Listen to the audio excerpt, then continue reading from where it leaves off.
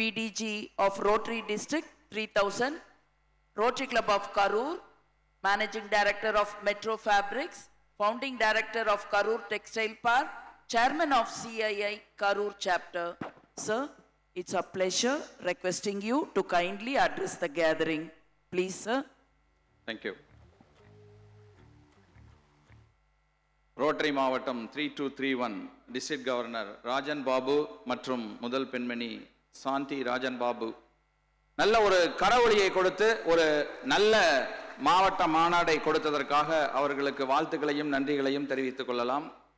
மூத்த முன்னாள் மாவட்ட ஆளுநர் SVRM ராமநாதன் உள்ளிட்ட முன்னாள் மாவட்ட ஆளுநர்கள், வருங்கால ஆளுநர்கள் அனைவருக்கும் அரங்கம் நிறைந்த கரவொலியை கொடுத்து நமது வாழ்த்துக்களை தெரிவித்துக் கொள்ளலாம். நல்ல கைதட்டல் கொடுக்கலாம் எல்லாருக்கும். எங்களது மாவட்டத்திலிருந்து வருகை புரிந்திருக்கக்கூடிய rotary international president representative Gopal மற்றும் அவையில் குழுமி இருக்கும் அனைவருக்கும் அரங்கம் நிறைந்த மீண்டும் ஒரு முறை கரவொலியை கொடுத்து வாழ்த்துக்களை தெரிவித்துக் கொள்ளலாம். சம்பத் சார் பேச ஆரம்பிக்கும் போது 2 நிமிடத்தில் ராஜன் பாபு பேச சொன்னாரு அப்படின்னு சொல்லி ஆரம்பிச்சாரு. பக்கத்தில் இருந்த நாசர் சார் கேட்டாரு, 2 நிமிஷம் அவருக்கா நமக்கா அப்படின்னு சொல்லி கேட்டாரு. நல்ல வேளை 5 to 7 நிமிடங்களுக்குள் பேச வேண்டும் அப்படின்னு சொன்னாங்க. ரோட்டரி அப்படின்னா உலக அளவில் மிகப்பெரிய ரெகக்னேஷன் கிடைச்சிக்கிட்டு இருக்கு. இன்னைக்கு உலகத்திற்கு ராஜா மாதிரி செயல்பட்டு இருக்கிற அமெரிக்காவினுடைய ராஜ்ய சபாவிலும் ரோட்டரியினுடைய தலைவரை பேச வருடத்தில் ஒரு முறை அழைக்கின்றார்கள். WHO, UNICEF போன்ற உலகளாவிய அமைப்புகளில் ரோட்டரி கண்டு மரியாதையும் தனி ஒரு இருக்கையும் இருக்கிறது. உலக அளவில் இவ்வளவு பெரிய ரெகக்னேஷன் இருக்குது. நாம் இருக்கக்கூடிய பகுதிகளில் நாம் ரோட்டரி சங்க உறுப்பினர் என்று சொன்னால் நமக்கெல்லாம் என்ன மரியாதை கிடைக்கிறது என்பதை நாம் எல்லாம் பார்த்துட்டு இருக்கிறோம். அதை அனுபவித்துக் கொண்டும் இருக்கின்றோம். நிறைய இடங்கள்ல சொல்லியிருக்கோம். நாம ஒரு முக்கியமான அலுவலகத்திற்கு போனாலும் சரி, அல்லது வணிக வளாகங்களுக்கு சென்றாலும் சரி, ரோட்டரி பின் அணிந்திருப்பதை பார்த்தாலே நமக்கு மரியாதை கொடுக்கிறார்கள், நம்மை வரவேற்கிறார்கள் அப்படின்னு சொல்லி நம்ம பெருமைப்பட்டுக்கிறோம்.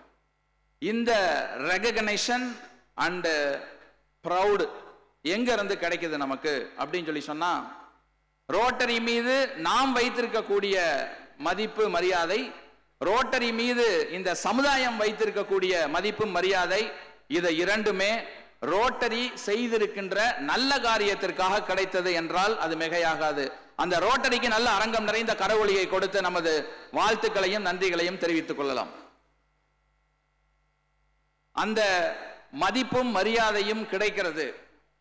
நம்முடைய ஃபவுண்டர் பால் ஹாரிஸ் ஒரு முறை அவர் சொன்னாரு, ரோட்டரிக்கு கிடைக்கக்கூடிய மதிப்பும் மரியாதையும் ரோட்டரி இந்த சமுதாயத்தில் ஏற்படுத்தக்கூடிய தாக்கத்தின் மூலமாக கிடைக்கிறது.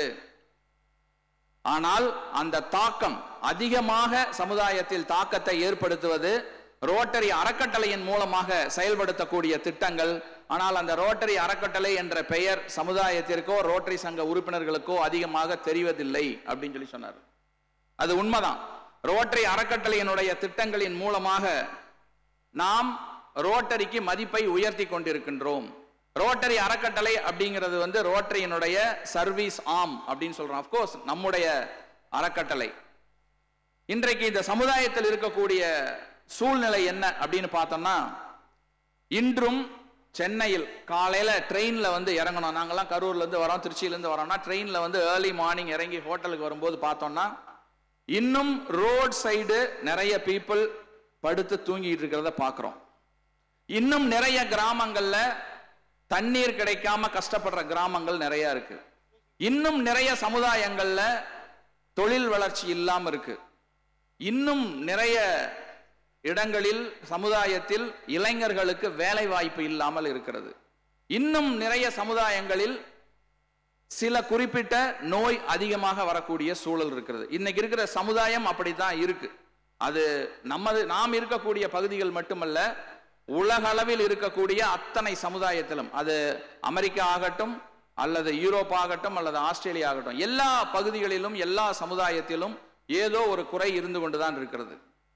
இந்த உலகத்தில் மனிதர்கள் அமைதியாகவும் மகிழ்ச்சியாகவும் வாழ வேண்டும் அப்படின்னு சொன்னா அந்த அமைதியாகவும் மகிழ்ச்சியாகவும் வாழுவதற்கு என்னவெல்லாம் தடையாக இருக்கின்றதோ அத்தனை தடைகளையும் உடைத்தெறிய வேண்டும். இது ரோட்டரியினுடைய குறிக்கோள். ரோட்டரி அறக்கட்டளையின் மூலமாக நாம் அத்தனை செயல்களையும் செய்து கொண்டிருக்கின்றோம். ஒரு சாதாரண குடிமகனாக இந்த தடைகளை உடைக்க வேண்டும் அப்படிங்கிற எண்ணம் நம்ம எல்லாருக்குமே இருக்கும். நம்ம இன்னும் நிறைய நேரங்களில் ஒரு கேள்வி கேட்போம், இது மாதிரி குறைகள் இருக்கும் பொழுது தனி மனிதனாக நாம் என்ன சாதித்து விட முடியும் அப்படின்னு. நிறைய சாதிக்கலாம்.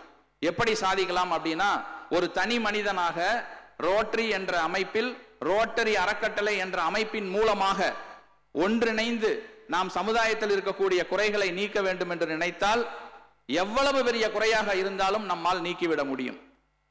தனி மனிதனா நம்ம என்ன செய்ய முடியாதுன்னு நினைக்கிறோமோ, நம்ம கண் முன்னாடி பார்க்கிற விஷயங்கள் எதுவா வேணா இருக்கலாம், எவ்வளவு பெரியதா வேணா இருக்கலாம், அதை சரி செய்யணும்னு நினைச்சோம்னா ரோட்டரி மூலமாக, ரோட்டரி அறக்கட்டளை மூலமாக செய்ய வேண்டும் அப்படின்னு நினைச்சோம்னா கண்டிப்பா செய்ய முடியும். ரோட்டரி அறக்கட்டளை அப்படி என்னதான் பண்ணுது அப்படின்னு ஒரு கேள்வி கேட்டீங்கன்னா, ஒரு மனிதன் இப்போ அழகா ஒரு மனிதனுடைய வாழ்க்கைய கவிதையா சொன்னார், ஒரு பாடலா சொன்னார். தாய் கருவுறும் பொழுது அந்த தாயை பாதுகாப்பது எப்படி? தாய் நலம்.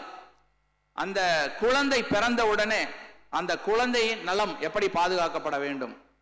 அந்த குழந்தை சமுதாயத்தில் குழந்தையாக இருக்கும் பொழுது, தவழ்ந்து விளையாடும் பொழுது எப்படி அந்த பகுதியை சுற்றுப்புற சூழலை நன்றாக வைத்துக் கொள்ள வேண்டும்? சுத்தமான நீர் கிடைக்க வேண்டும், சுகாதாரமான இடம் வேண்டும். அதற்கு அடுத்தது அந்த குழந்தைக்கு நல்ல கல்வி வேண்டும். கல்வி கிடைத்ததற்கு பிறகு, அடிப்படை கல்விக்கு பிறகு உயர்கல்வி வேண்டும். அதற்கு பிறகு தொழில் வேண்டும். அந்த தொழிலுக்கு பிறகு உடல் நலத்தை பாதுகாக்க வேண்டும், நோய் தடுக்க வேண்டும். அப்படி தவறி நோய் வந்து விட்டால் அதை குணப்படுத்த வேண்டும். சமுதாயத்தில் வளர்ச்சி வேண்டும். தொழில் செய்வதன் மூலமாக அமைதியாக வாழ்வதற்கு நல்ல ஒரு என்வைரான்மெண்ட் வேணும். இது எல்லாமே அமைதியாகவும் மகிழ்ச்சியாகவும் வாழுவதற்கு தேவையான விஷயங்கள்.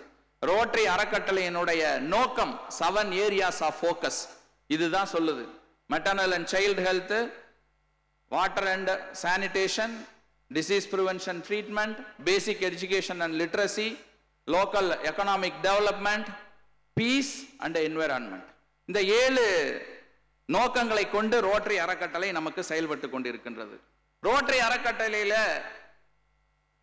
எந்த மாதிரியான திட்டங்களுக்கு நிதி கிடைக்குது அப்படின்னா, மனிதநேய சேவை, ஹியூமானிடேரியன் கிராண்ட், தென் அதற்கு அடுத்தது பீஸ் யூனிவர்சிட்டிஸ்ல போய் படிக்கிறதுக்கான நிதி, ஸ்காலர்ஷிப்ஸ், தென் டிசாஸ்டர் ஃபண்ட், எங்கேயாவது மிகப்பெரிய பேரழிவு நடக்குதுன்னா அதற்கு உடனடியா உதவி, தென் தொழில் வளர்ச்சிக்கு வொகேஷனல் ட்ரைனிங்.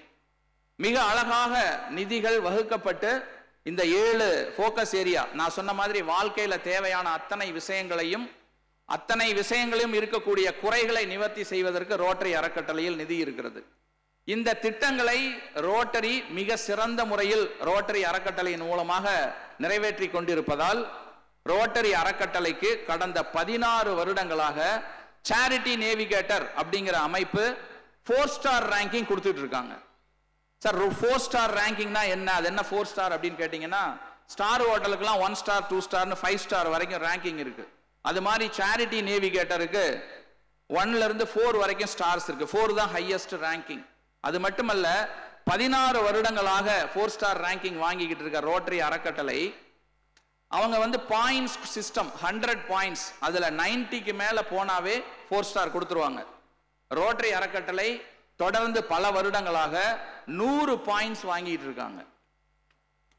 அதனோட பெருமை இன்னும் எப்படி இருக்குன்னா, நமக்கெல்லாம் தெரியும் ரெட் கிராஸ் சொசைட்டி. அந்த ரெட் கிராஸ் சொசைட்டி மிகப்பெரிய பழமையான ஒரு நிறுவனம். அவங்களும் மிக சிறப்பாக செயல்பட்டு இருக்காங்க சமுதாய சேவையில.